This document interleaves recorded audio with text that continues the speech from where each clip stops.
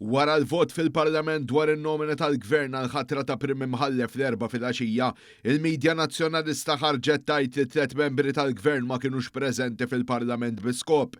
Iżda din ma kienet ċejn fake news oħra tal-Midja Nazzjonalista kif ikkonfermaw l-istess 3 rappreżentanti laburisti.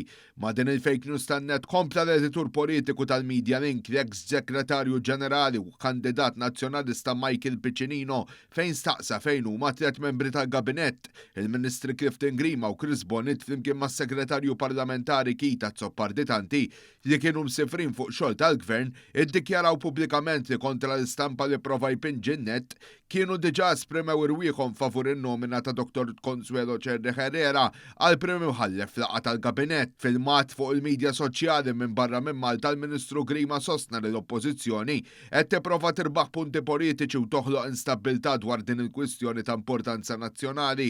Il-Ministru Bonnet li jinsab fuq xogħol importanti tal-Gvern fateni tenna li hu konvint mill-għażla tal-Prim Imħallef u appoġġja bis-saħħar il-Prim Ministru biex iressaq il-mozzjoni bin-nomina tal-Imħallef Cerri Herrera.